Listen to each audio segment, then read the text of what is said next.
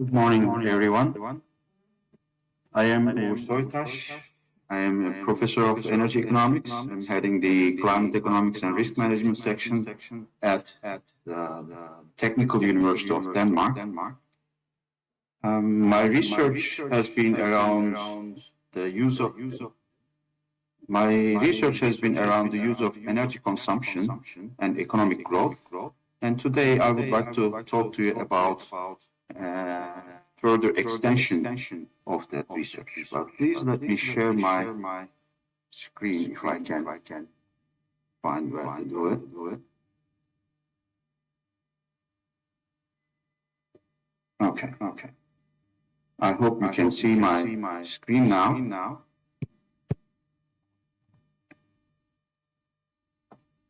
So, the well-being threshold, energy use, sustainability, and societal progress is the title of my keynote topic today. And I would like to share with you that I am extremely honored to be invited to this prestigious conference. And I would like to thank Lokman Hocam and his team for organizing and inviting me to this event. Now, energy consumption has always been discussed in the context of economic growth. That has been the traditional view, and especially when we talk about fossil fuel consumption, though, it becomes a double-edged sword, because on the one hand, it helps us grow our economies, improve our health systems, improve our education levels, but it also creates environmental and social problems. When these environmental problems become large enough to offset the economic gains, then we start seeing a tension between what we see as human development and sustainability. And today, I would like to talk about this double-edged sword. And instead of talking about more energy efficiency from an economic sense, can we somehow come up with terms of using energy for societal well-being? So as I said before, most of the energy economics literature stops at economic growth. Energy is important for growth. Actually, when you look at earlier economic growth models, energy is a secondary input or totally ignored. But then, with the development of the energy economics field, we see studies showing that energy can be as important as labor, and it has to be treated as a primary factor. It is in the sense that there was a divergence between economic growth models and the other scientific disciplines. Like in physics, work is not possible without energy, and they all ignore labor there. And in sociology, we know access to energy has improved the living conditions, quality of life, etc. But also history tells us that there has been lots of conflicts and wars around the control of key energy resources around the world. So we now are at a point where we know that energy is important for economic growth, and we know that economic growth through use of more fossil fuels also causes sustainability issues, especially the biggest environmental problem that we are facing now, climate change. However, recently, especially the Stiglitz-Sen-Fitoussi Commission has came up with a report saying that all our economic systems are geared towards economic growth because we pursue what we measure.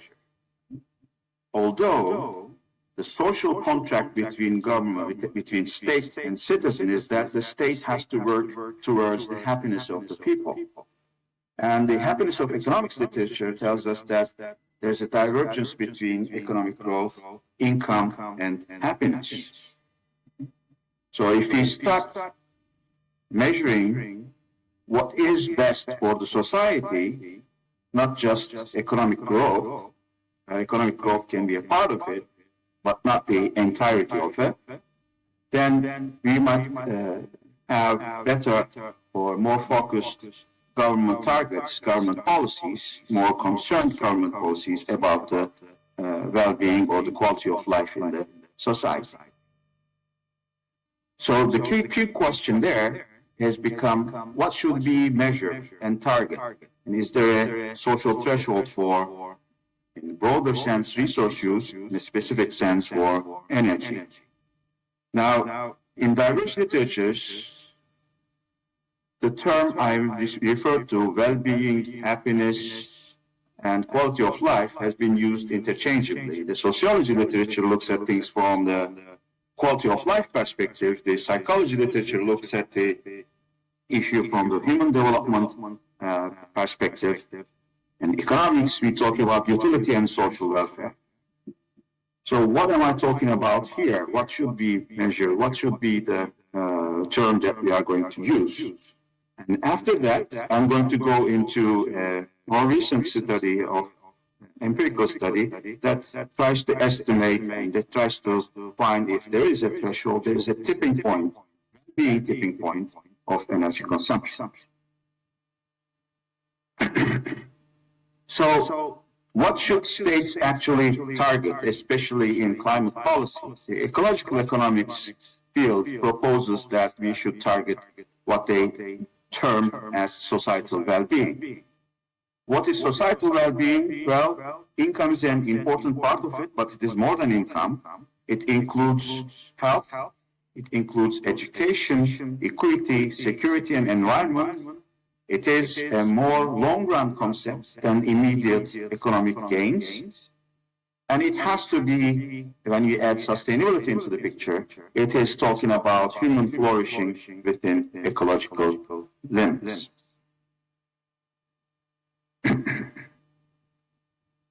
Now, going back to the philosophy of well-being, we see that there are two traditionally what's seen as contradictory philosophies, but recently we identified them as complementary issues, is hedonic well-being and eudaimonic well-being. Well, hedonic well-being comes from the ancient hedonism term.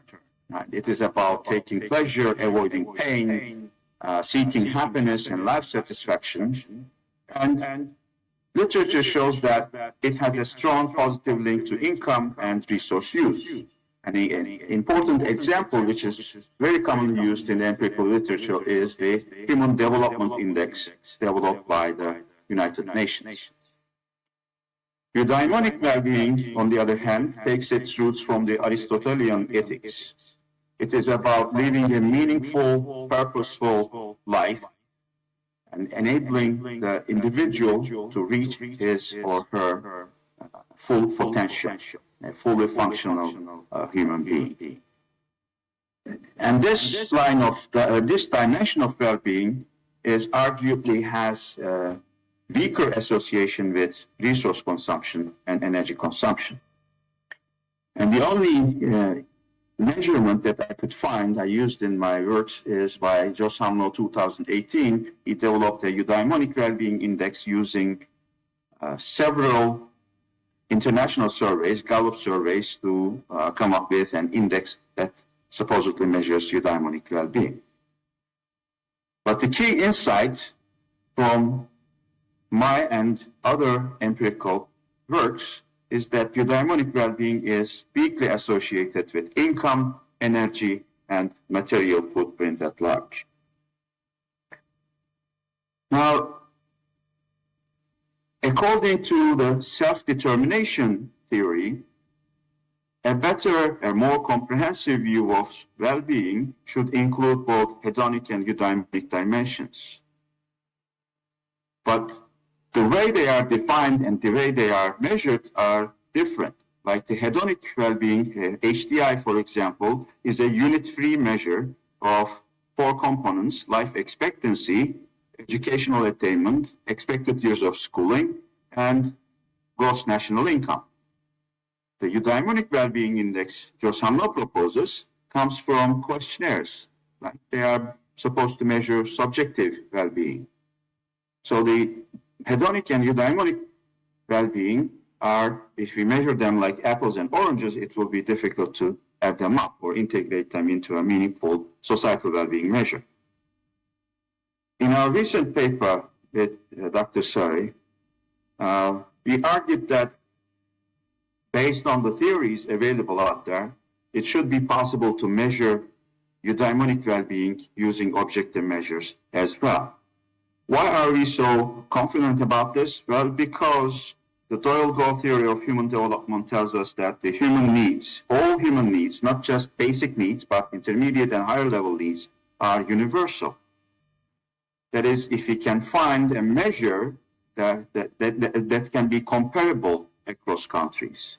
But when you ask people, how satisfied are you with your life in Turkey? Sorry?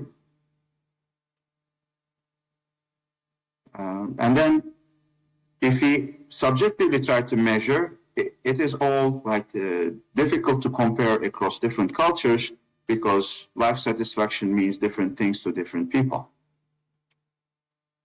On the other hand, coming to the objective measurement side, Amartya Sen and Martha Nussbaum has led this capabilities approach, right?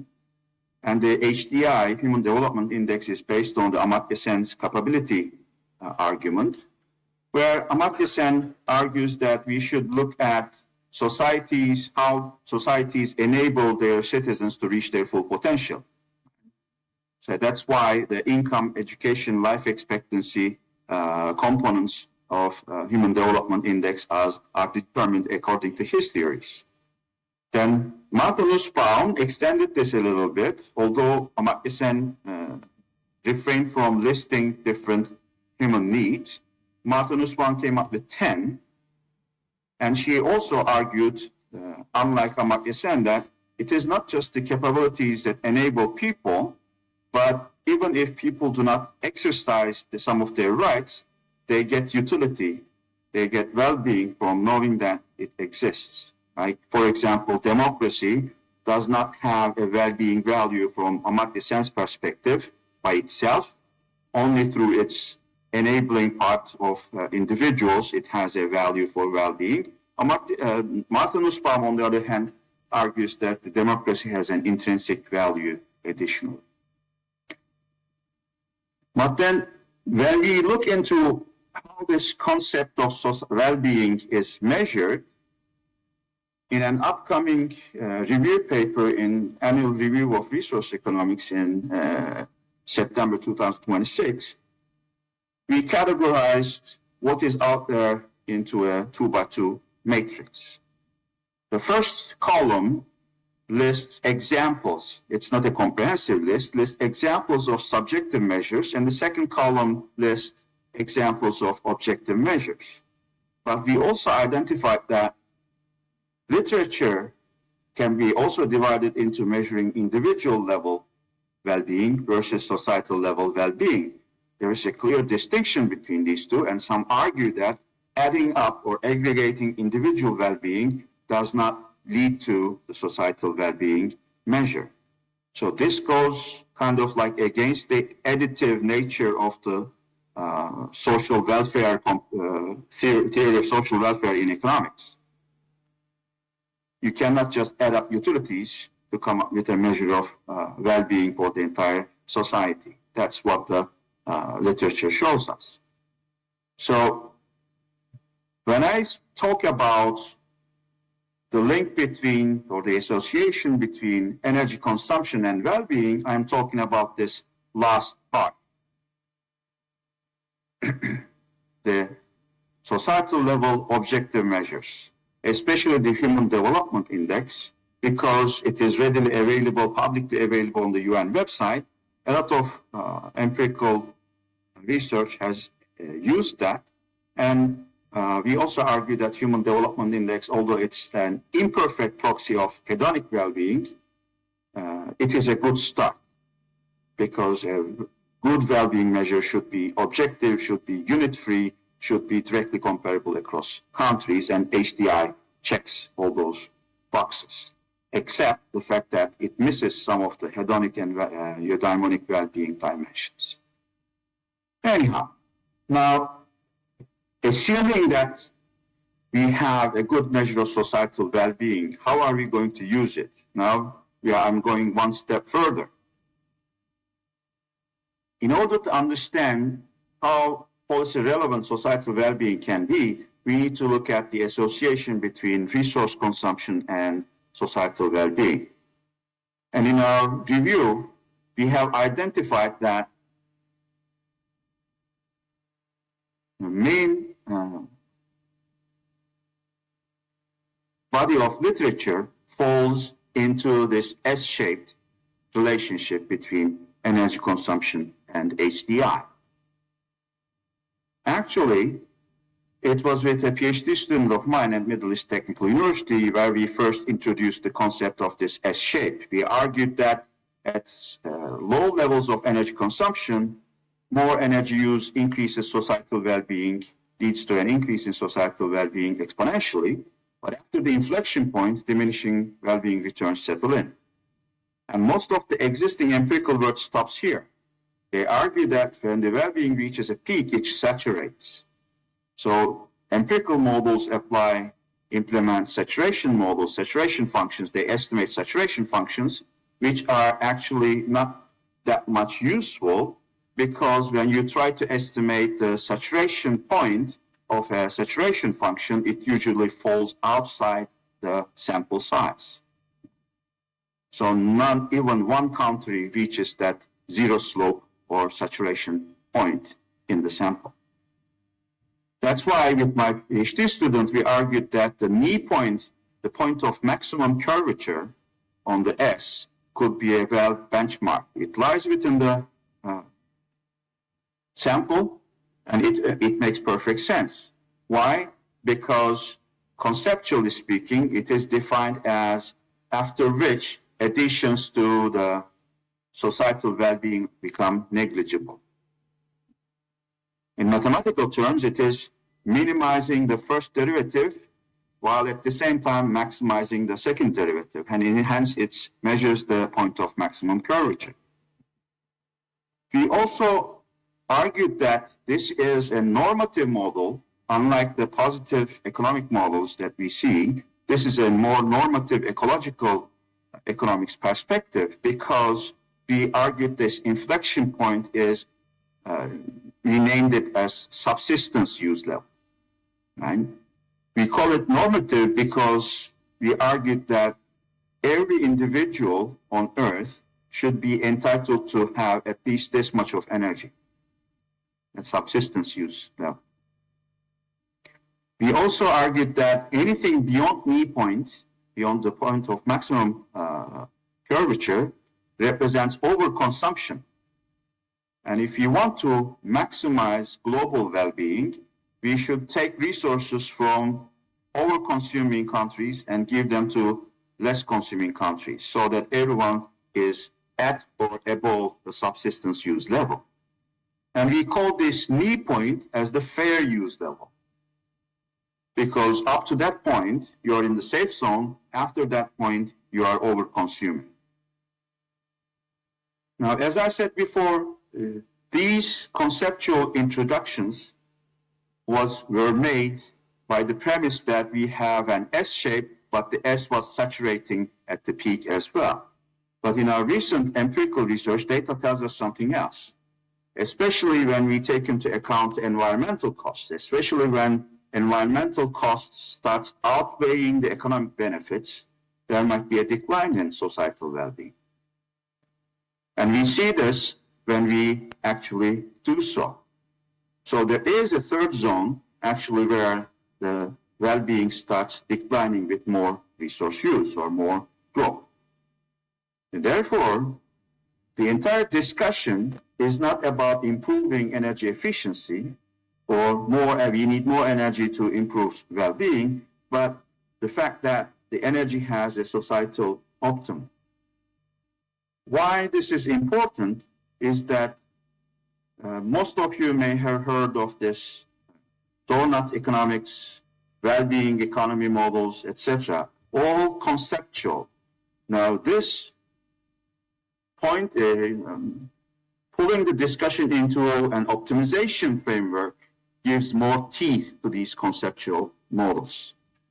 So you can empirically estimate the function and compute these tipping points, like where the peak occurs and where the inflection points are.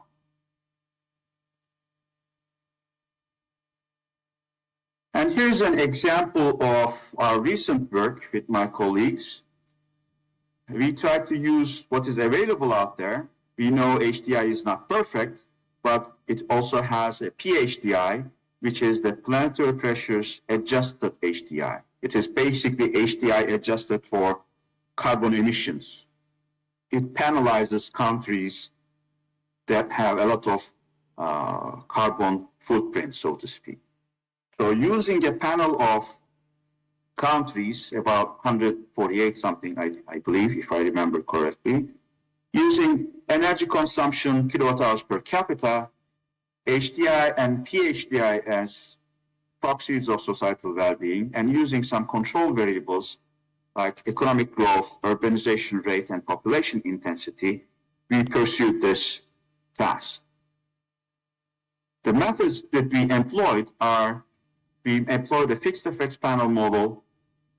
In the literature, we see a lot of cross-sectional works. Even though they have a time series, a panel data in their hands, they decided to estimate this S-shaped or the saturation functions over many years cross-sectionally and try to see how the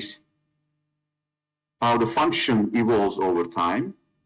Instead, we do a fixed effects model using more observations in the model, and the fixed effects takes care of at least some of the issues related to the possible heterogeneity issues related to the countries. Not only that, we also realized that in the empirical literature out there, people are ignoring the endogeneity issue, which is a big no-no. And if you want to assess if you want to attribute some type of causality to your empirical results, or even if you want to argue that the associations you estimate are valid, you have to take into consideration this endogeneity problem. So what we did is that we employed instrumental variables. What variable that we employed was the oil reserves in the countries. But when we use oil reserves, actually the number of observations declined. So we added the second instrumental variable, the lag of energy consumption, into the picture. And in order to overcome specification issues, whether the quadratic regression that we estimate using panel data represents the functional link between the two variables well, we also applied the double debiased machine learning method to both the baseline model with the fixed effects and both to the instrumental variable framework we used to double machine learning. We augmented them with the double machine learning as well. And in the end, we were wondering if we would see consistent results. Now, I'm not going to bore you with sheets and sheets after of econometric tables or estimation results. Here's a concise summary of what we found out. In the baseline model and the machine learning model that replicates the baseline, we found that after we control for the GDP growth, population intensity, and urbanization, there is no meaningful relationship between the Human Development Index and energy consumption.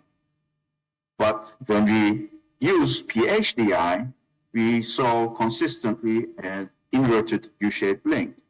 And in our baseline model, the tipping point, the peak occurs at 5,167 kilowatt hour per capita. Now, when we use the instrumental variables and replicate the instrumental variable framework using double machine learning, the inverted U-shape did not change. But then we also thought about, well, are there other factors that could be moderating the link between the energy consumption and societal well-being? And we talked about these, we took care of these three types of heterogeneity analysis. The first one that we did was the energy mix, the share of renewables in the energy mix of countries, high versus low. When we take this into account, we saw that the peak moved to the right-hand side. It makes sense because more renewables means less carbon emissions and therefore giving more operational safe space to the countries. But it also tells us that the threshold that we estimate is very sensitive to heterogeneity. So it shouldn't be taken as a hard policy target because it suddenly moved from 5,000 to 11,000. The second heterogeneity analysis that we did was with respect to the climate, which is also ignored in most of the empirical literature out there. Countries have different climatic conditions. And when we take care of this, when we account for this extreme heat, extreme freeze, and extreme precipitation countries, we saw that in extreme climates, except for the precipitation, it didn't reveal any significant results. For extreme heat and extreme freeze, the association between societal well-being and energy consumption weakens. We explain this by that in those environments, energy is used more for survival. So less room is left for using energy for more hedonic or eudaimonic pursuits. Then the next question we asked was about, how about culture? Are there cultural differences across countries that could lead to how effective they translate resource use to societal well-being? And we used Hofstede's 6 cultural dimensions, and we used principal components to reduce this to only 3 dimensions, like modern societies, long-run oriented societies, and achievement societies, achievement-focused societies. We show that, especially in modern and long-run oriented societies, there's a stronger relationship between societal well-being and energy consumption, especially when environmental costs, environmental concerns are taken into account. Because the argument is simple, because they care about the future, they are more long-run policy-oriented, so they care about what they consume now, the emissions that they create with energy consumption now. So these are the explanations that we have. We know that our empirical framework is just a framework. It is not creating a definitive policy target, but it tells us something. What does it tell us? And first of all, it tells us that there is probably a tipping point in societal well-being. So there is a societal optimum of resource use. We bring the discussion of the entire philosophical discussion to the optimization framework, so to speak. Then, although, as I said before, this 5,000 is not written on stone, our sample average is around 8,000, showing that even the average country may be well beyond this tipping point. So the question is not about using energy more efficiently from an economic sense, but using energy from more efficiently regarding societal well-being.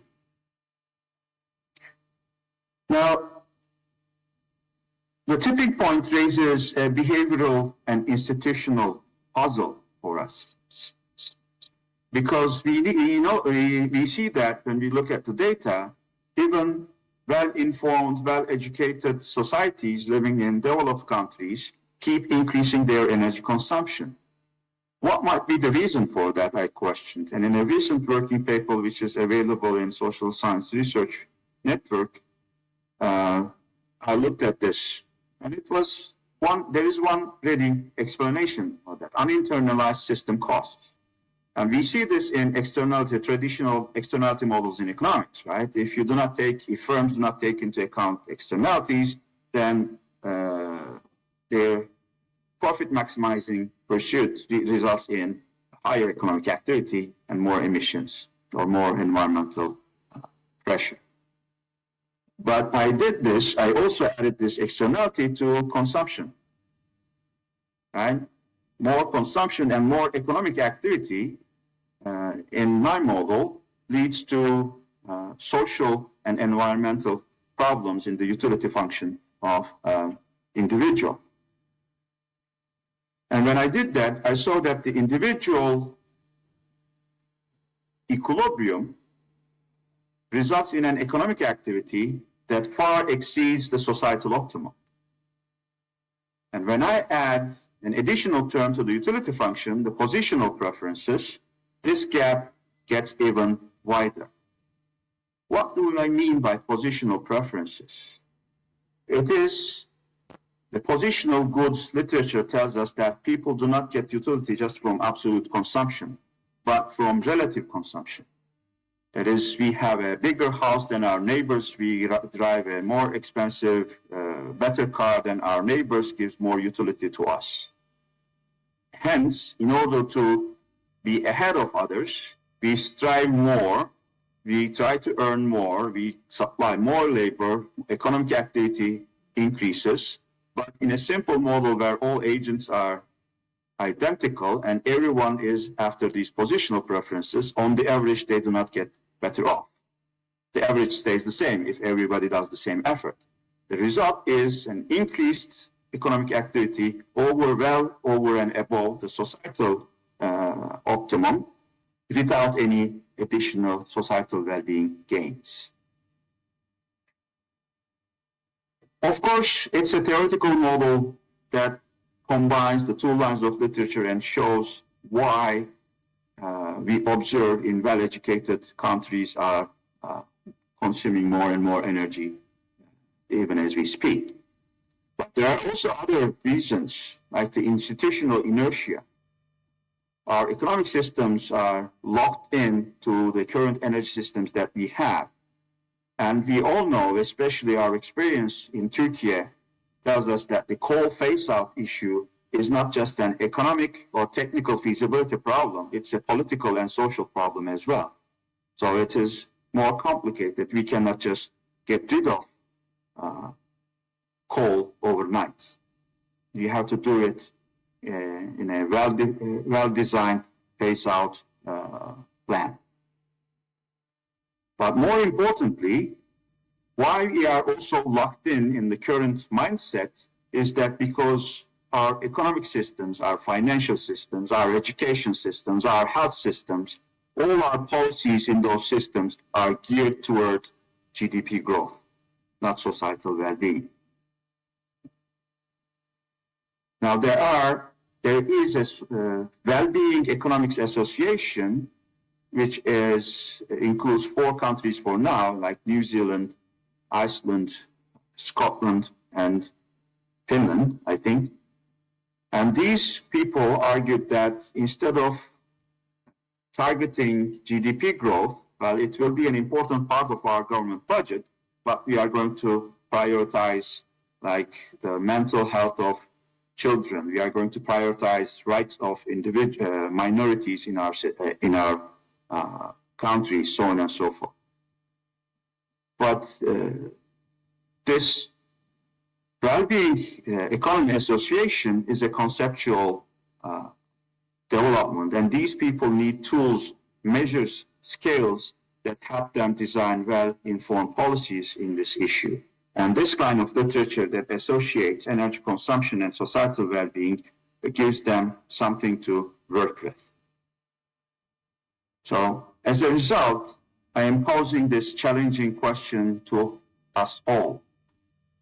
How can we achieve high well-being with less energy?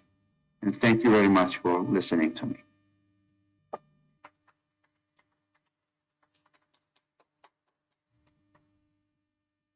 Thank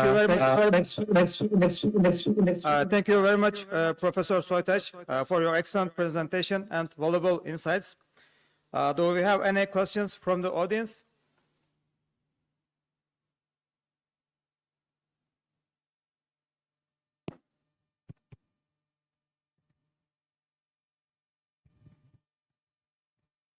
Thank you, Professor. It was definitely insightful of your discussion. I got the many insight about the well-being, especially the societal well-being. So I have the 2 questions. One is you are thinking about the psychological perspective for the social well-being. I was thinking also the another perspective that could be like this. So many parts, especially the developing countries, they do not have the proper access of the nutrient of the food. So they have the less access of the nutritious food. So in that case, what would be the perspective of that country, especially the lower developing countries? Thank you very much. That's a very good question. As my S-shaped shows, there are countries that need more energy, and when you use more energy, the well-being increases exponentially. Especially poor countries where they are deprived for food, right? Use of energy, more energy is justified. And my framework argues that if the world is run by a benevolent dictator, this dictator would take resources from developed countries and allocate them to less developed countries, basically speaking. I know such a framework is almost impossible, especially in the current geopolitical situation that we are experiencing throughout the globe. But there are initiatives, at least in the scientific, at least in the science area, that try to come up with concepts like global justice framework, something along those lines. Can we come up with a body, international body like UN, which hasn't been very effective in solving global problems? Can we come up with some kind of an international fund that helps less developed countries by financed from funds from developed countries? So there are some initiatives regarding that. But I doubt anybody will question the use of more energy in food-deprived countries. Because when you look at the well-known Maslow pyramid hierarchy of needs, there are basic needs that we need: the food, safety, and shelter. And unless we satisfy those, we will not move towards more intermediate or higher level of human needs. So to move up the S curve, right, energy consumption, more energy use is justified. It is questioned when we go into the zone 3, especially where the societal well-being starts declining, where we should start questioning resource use. I hope this answers your question. Thank you. Just I have the one more question, if you don't mind. It's my kind of from my curiosity. So we see the artificial intelligence. So for using the artificial intelligence, we need the more energy. Because each and every search, we need the more kind of using the energy for cooling the machine. So when we see even the perspective of the developing country and developed country, so in general, the developed country, they have the more access of the energy. So does this kind of access of the energy also will hamper the societal well-being? Thank you. Yes, thank you. Another very relevant question. Yes, energy access is a problem for less developed countries, where in developed countries it's efficient use of energy. But what I argue in my work is that just looking at the economic efficiency of energy use is not enough. We have to look at the well-being efficiency of energy use or any other resource use. So when we are assessing using more energy to support the AI transition, we should not just look at the technical feasibility or economic gains or economic costs. We should look at the social costs, social benefits of using AI. And AI brings a lot of challenges to our society, not just for resource consumption. It is started replacing not only blue-collar jobs, but white-collar jobs. And in the end, we may end up having less labor-intensive, more energy-intensive economies, industries that serve the society. However, there is also a risk of this. less labor intensive means less labor income. That is needed to support economic growth or to buy things produced in the economy. And then comes into the issue, how can we keep economies going when people are not earning enough income to maintain life? Do we go with the universal basic income concept? And then who decides how to allocate this universal basic income? Who gets what is being produced in the economy? So these are all very large questions that challenges the societal well-being and resource use framework even more. And I agree that the data centers and the use of AI has made us more energy intensive, but there is also the good news is that if we can integrate renewables rapidly as possible, the safe operational space moves to the right, right? We can have more energy consumption as long as we do it with more renewables. And that's basically what my empirical results are saying, without hurting societal well-being. But note that my empirical model and the models that I've discussed thus far here are all static models. They are not dynamic models. It doesn't take into account the lead and lag relationship between resource use and societal well-being.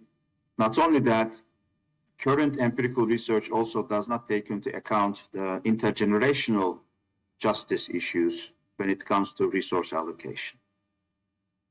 So these are the only things that I can say regarding AI use. But in order to understand what is in the future for all societies, all economies in the world, we need more dynamic models that look into the intergenerational issues, intergenerational justice issues, and how industries are going to evolve when we integrate more AI into our economic systems. Thank you. Uğur Hocam, can you hear me? My name is Lokman Gündüz. I would like to thank you for this fascinating and thought-provoking talk. My question is a very simple one. What is the key takeaway for Turkey from your study? I assume that Turkey has energy per capita income less than 5,167, which is the key metric in your study. But that doesn't mean that more consumption, more energy consumption is better. But assuming that your findings regarding that after a peak, there are different issues for the advanced countries. So, and assume that Turkey is getting that inflection point somehow in later years, in coming years. So, what would be the key takeaway, and what can you recommend policy makers in Turkey? Based on your research. Thank you very much once again. Letting us to have you with us today. Thank you. My pleasure. Thank you, Lokman Hocam. Very good question. As I said before, we shouldn't take the empirical estimate that I presented as a hard policy target. It moves, right? It is very sensitive. It moves all around. It moves even 2 times more when we include the share of renewables into account. Well, what I did for Turkey is that without taking the 5,000 as a hard target, I believe I know that the Turkey is somewhere between the inflection and the peak. So it is in the second zone, not quite in the third zone, probably, but close to third zone. So Turkey has actually on the brink of making an important decision. Turkey will gain more time by investing into low carbon emission technologies low carbon emitting energy resources, especially renewables, and we have a huge potential of solar and wind in Turkey. And this gives us more operational space. But further than that, Turkey also needs to consider, instead of focusing on GDP growth only, we know that our country is facing problems regarding income distribution, poverty levels. We have a lot of societal problems that pressure the well-being, that danger the well-being of the society, well-being of the people living in Turkey, unfortunately. These are not economic problems. These are all political and social problems that we have, and the government policy should stop looking at the problems as economic problems and start seeing societal well-being as the ultimate role, ultimate overarching goal of all government policy. The societal well-being I'm talking about includes income, it includes economic activity, yes, but we are saying that the social inclusion, democracy, rule of law, all the things, all institutions that enable a person to reach their own full potential, the government must target these if they want to maximize societal well-being instead of GDP. I hope this answers your question. We sincerely appreciate your contribution and your time. Thank you again, Professor. Thank you. We have one more question. Yes.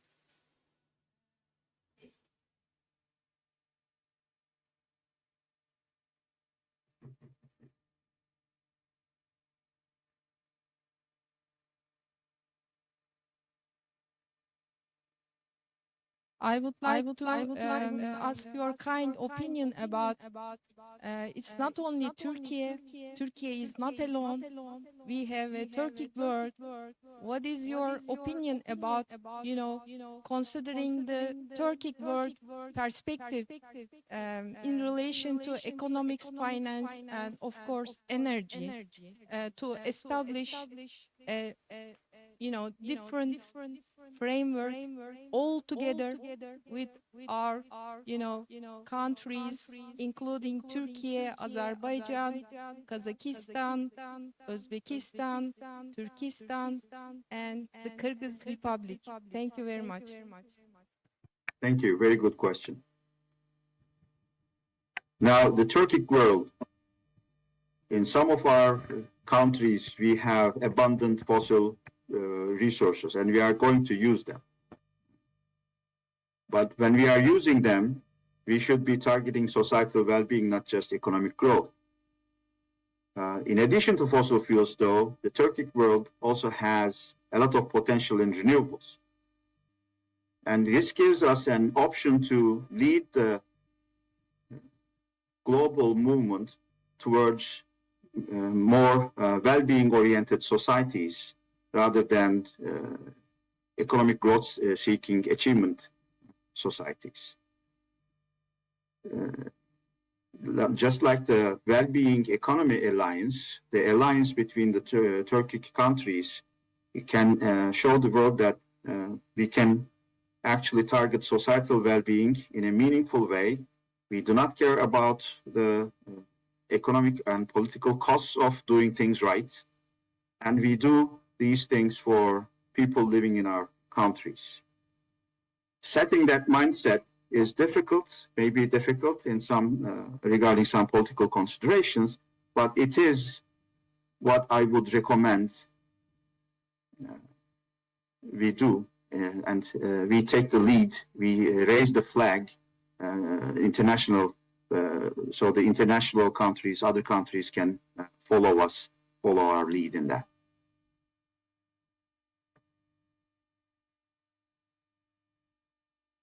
Any other questions?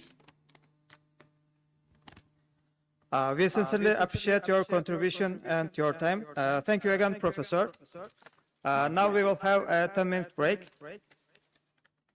Have a nice conference.